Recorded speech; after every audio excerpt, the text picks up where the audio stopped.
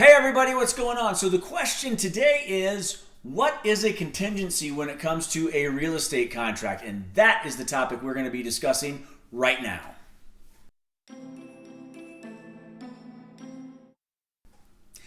Hey, what's up everybody? It is Mark with My Front Range Living, powered by RE/MAX Integrity, and I'm a full-time real estate agent here in Colorado Springs, Colorado. And before we hop into today's topic of what is a contingency on a real estate contract, I have a huge favor to ask of you. If you have found value in our videos, or if you just think that you would like some more information about what's going on in the real estate industry here in Colorado Springs, can you click the subscribe button below? We would really appreciate it. And as always, if you have any questions, you can hit us up on the information provided, whether it be the phone, text, phone call, or an email. We would really appreciate if you would just reach out to us and let us know that you got some value out of our videos, and maybe even what you would like to see next.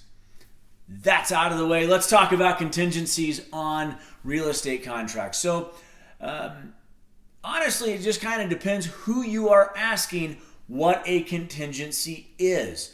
From an agent standpoint, from my standpoint specifically, really the only contingency that comes to mind is, I want to buy that house, but I need to sell my house.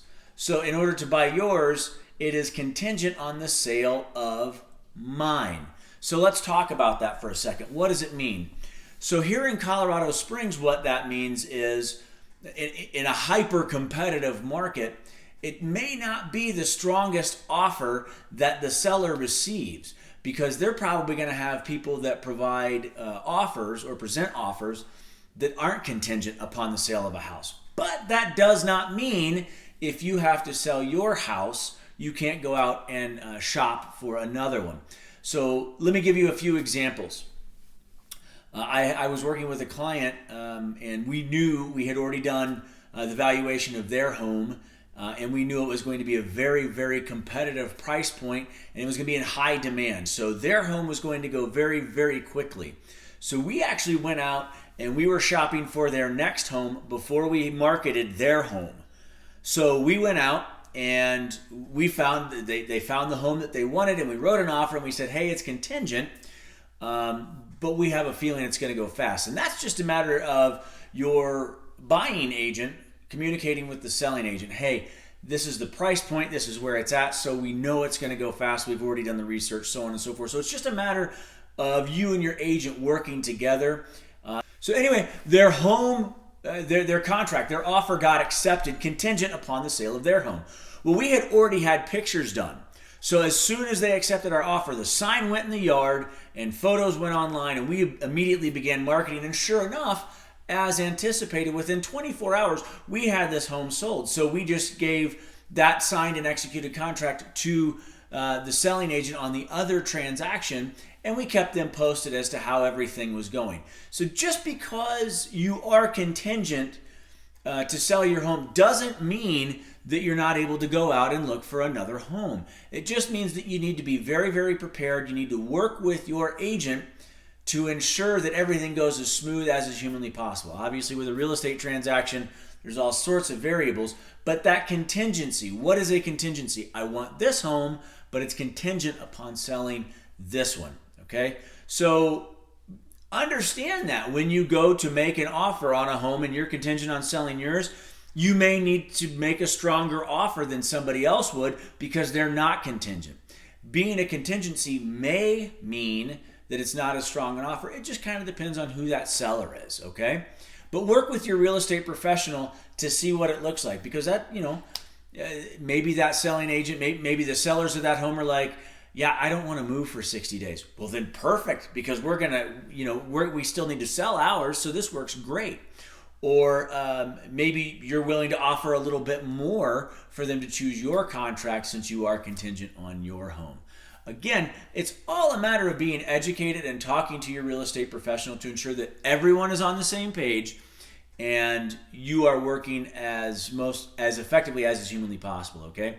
So some other contingencies, here in the state of Colorado, we call them objections, is what it boils down to, but other states may not. And objections are the inspection. So if you go out with the inspector on the home that you're under contract on and you see something that is either a deal breaker right out of the gate, or the seller's just not willing to fix and it is a deal breaker for you, that's an objection here in the state of Colorado, but also a contingency. It's contingent upon an inspection being executed and the seller agreeing to some of your demands. Another one is an appraisal contingency or an appraisal objection, and that is you offer $350,000 on that house, but the lender that you're working with to get your mortgage sends the appraisal out or the appraiser out, and the appraiser says, based on the market conditions, I think this house is only worth $340,000. Well, right then, immediately there's a $10,000 discrepancy. So the buyer can either choose to walk away from the transaction, or you can renegotiate with the seller how that $10,000 discrepancy is going to be up. So again, the appraisal objection, the appraisal contingency is another contingency. Yet another one, insurance. Hey, I want to buy that house right over there. Cool. It's in a flood zone, and my current insurer doesn't offer flood insurance or offers it at a super high premium. And so no, I don't want to pay that premium. So the insurance objection or the insurance contingency is another area where you're going to have to work with your real estate professional to make sure that everything gets smoothed out, or you just move on to the next home. Another contingency or objection, as we call it in Colorado, is the loan or the financing objection. So you lock in your rate at 3.5%, and it's super awesome, great. Hey, I can't believe that rates are this historically low. Cool beans.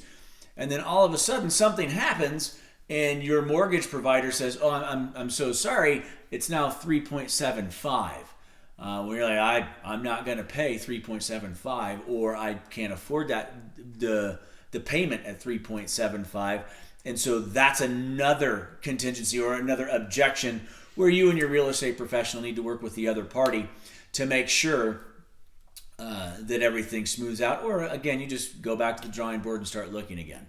So that is kind of a brief overview of contingencies or objections in a real estate contract, obviously more specifically here in Colorado, because who knows what the other 49 states are doing. I'm only licensed here. But wherever you may be, those are what contingencies are and what objections look like. So as always, we hope you found value in this. Again, if you have any questions or we can help in any way, or you want to dig a little bit deeper on this topic for your specific scenario, just hit us up using the contact information below. We'd love to help you out. Thanks for stopping by. We look forward to seeing you soon.